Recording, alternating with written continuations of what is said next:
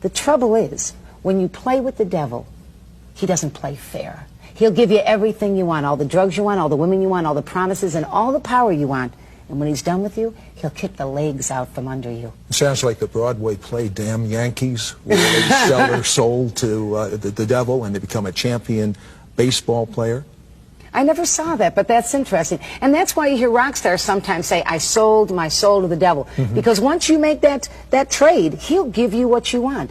But people need to understand that the devil is not sharing his kingdom with anyone. He's selfish and hateful, and his personality is that of hate and violence.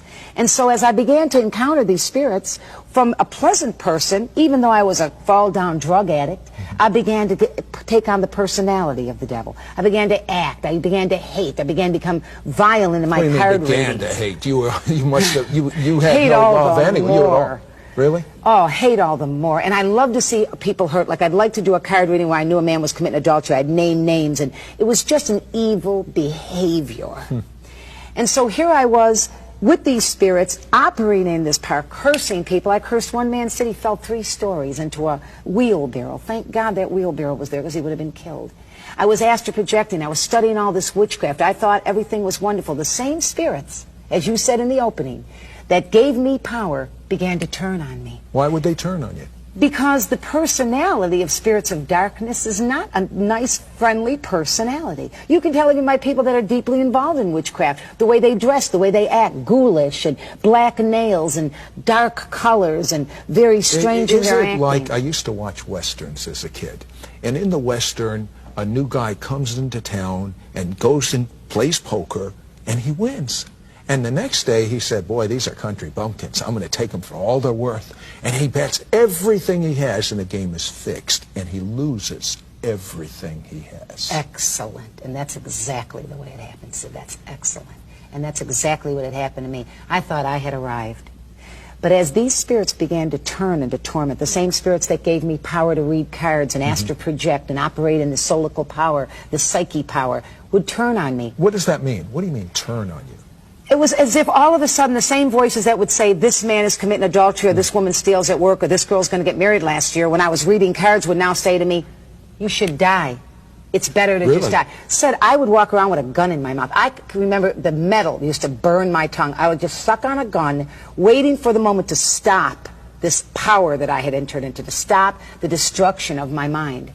My drugs increased. I would take needles, Sid, and people that were the worst drug addicts in town would not get high with me. I would go into a bathroom and take a needle and bang it into my arms. I had thick growths all the way down. Today you can see they're totally gone, but thick growths and abscesses all the way up and down my arms. In that drug state, I'd go out and become even more promiscuous, hoping that someone would just love me for a little while. And that's what our kids are doing today, Sid. They want somebody to love them for 15 minutes. That's why sex has become an everyday movement. I mean, it's nothing to be 11 years old and to go to bed with your boyfriend that you go to school with. And so here I was, nailing myself with needles, blood coming out, demon possessed from the spirits that I had invited inside, broken. In one particular time in all this story, they locked me up in a mental institution. Sid, they locked me behind a metal door. That's how crazy I got. My arms were full of needle marks. My nose was full of blood from cocaine. They put me in a room, locked me in, because I had now had serum hepatitis, which you get from filthy needles. So they had locked me in a mental institution in the K ward in Meyer Memorial Hospital in Buffalo, New York, with needle marks, with mental crazy screaming in my head, giving me a liquid diet to try to clear up the hepatitis. When they finally let me out, I became pregnant again. Oh, no. This time I went to the Erie County State Building in Buffalo, New York, and got a legal abortion. So when I left that medical building that day after that abortion, and still to talk about it, it hurts a little. I remember sitting down for the first time and saying, I wanted that baby. That baby I wanted, because I felt like I had such a low opinion of myself that maybe this child could change things for me. Of course, it was too late. So here I was. I had had 3 abortions, a child that was taken away from me. I was hopelessly drug addicted, and the doctor comes to me and he says to me, you have chronic active hepatitis. Your enzymes are right off the hinges. You probably What does that mean, chronic? It means that chronic means it's constantly going on. Active means it's happening right now. And hepatitis B is a very serious form of hepatitis. He told me that my liver was turning into a piece of leather. It was in that state that I decided that it didn't matter if I lived. I increased my drugs. I increased the insanity, increased the promiscuous life, increased hatred, was full of violence, and totally suicidal. And then one day, standing in a bar, serving drinks, stealing from the place, everything they had, stealing and lying and getting high in the bathroom, a young woman approached me named Linda Smith.